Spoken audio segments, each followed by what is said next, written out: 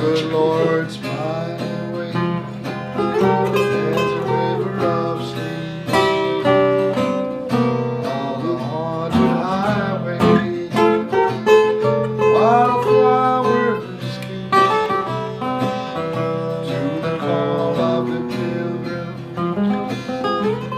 Eternal sleep.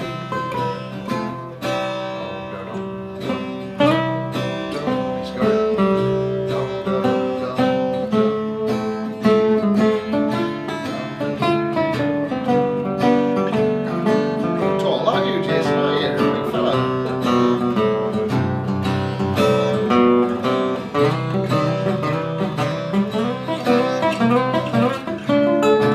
Didn't take Brian long to get his own, did it?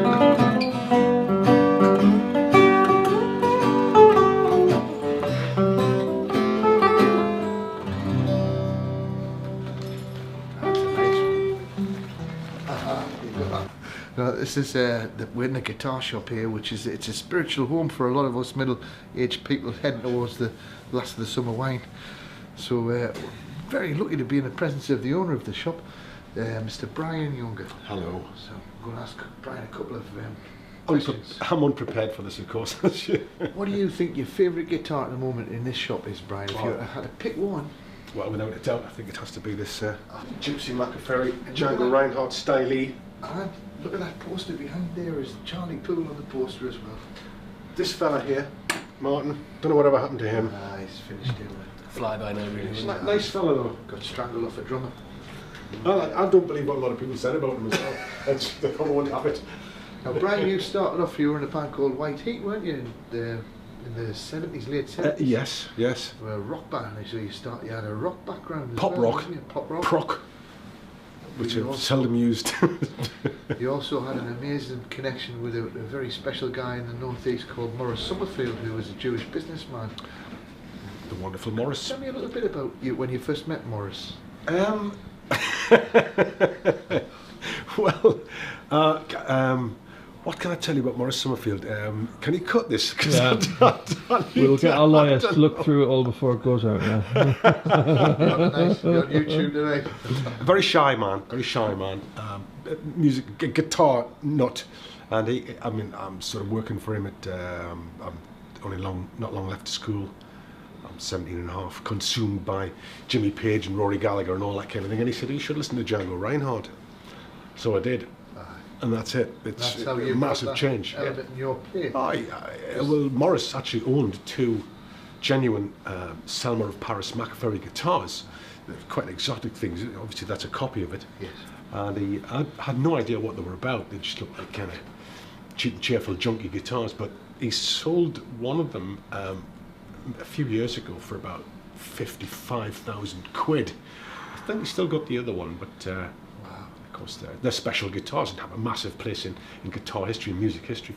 And the Django thing is as big now as it's ever been, I think. I heard a story once that when you were a young guy, you got a suit made and you went down to the Dorchester or something with Morris, and you had to get Joe Pass's guitar or something. Was it Joe Pass or George Benson? It was Joe Pass's guitar. I had to restring Joe Pass's guitar for him, and he stood behind me with a rolly up tab with some jazz cigarette behind him, and I'm thinking, what's going on here? But I think it worked for him. I think it worked out. Magic.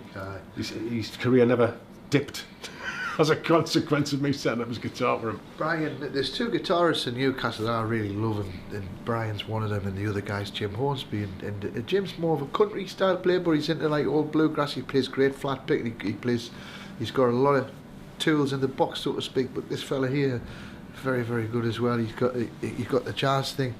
What I think's the most lovely about Brian's playing is his touch.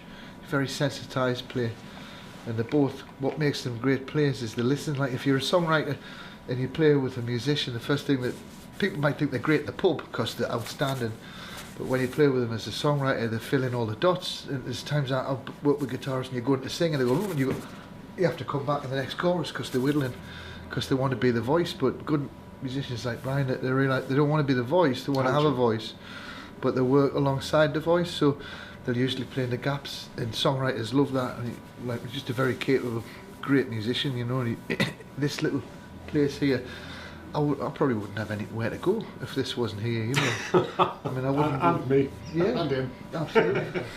This fella here is Rocky, and I first saw Rocky when he was a young boy. He was playing the drums at Eldon Square in a festival, and he was playing for some band that began with a P. The Prospectors or the Predators or something like that. I have absolutely no recollection of this, although you have mentioned it before. I think you may have me massively confused with someone else there, but I don't mind, you know. We'll just roll with it. Just roll it. Just roll it. Rocky is a fantastic drummer, but he's also a bloody good guitarist. He's a better guitarist than I am, and he's the drummer. And he comes in the guitar shops because there's nowhere for the drummers to hang out, so he's converted to Christianity. And it's become an unofficial rest home for a lot of... This is the place in town for drinking green tea and discussing soccer developments throughout the season. So yes, absolutely. That's absolutely where we are with this.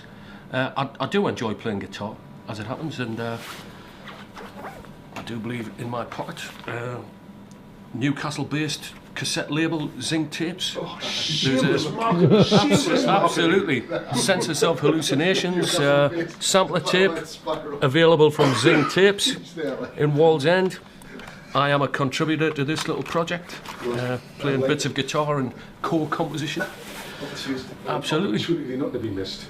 But you know, playing drums over the years has served me well. Absolutely. They served us well as well. Especially, I do believe many years ago, filling in on a couple of dates for some little band called the Dainties, who had a very eccentric frontman who was a little bit difficult to deal with, but you know, it paid reasonably well, so it was all bearable in the end, you know. It was well rehearsed though, and all arranged properly. Yeah, absolutely, completely thorough.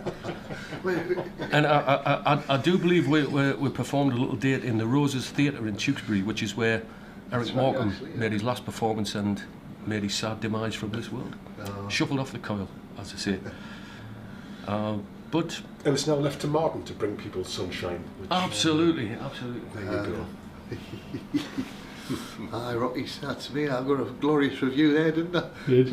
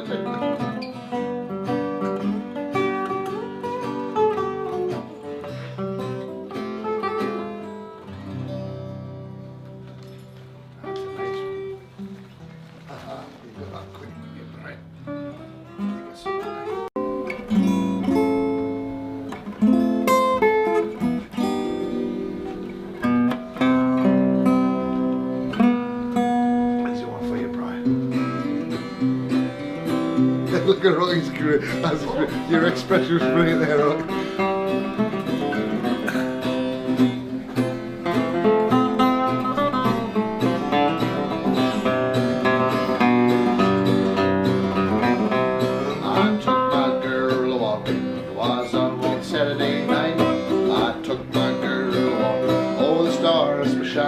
was lesbian. I asked her if she kissed me. This is what she said. She said, boy, I would not kiss you even if the rest of the world was dead. I ain't got nobody, I'm as blue as can be. I ain't got nobody gonna make a big old fuss on me. If I can't get somebody, I'm gonna piss off back to the farm and my neighbor milk the cows and the chickens. Don't give a god a gosh darn. Boys coming now.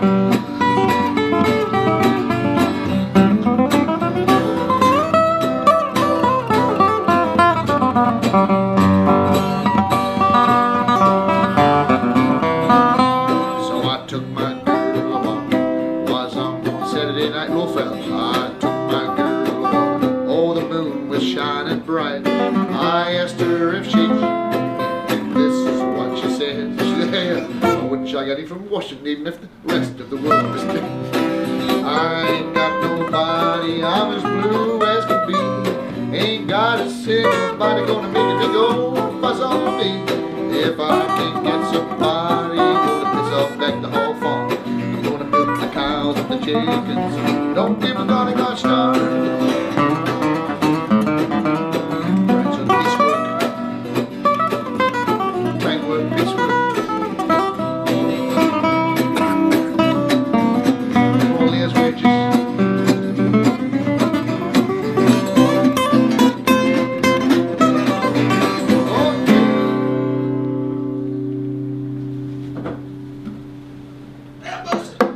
Okay.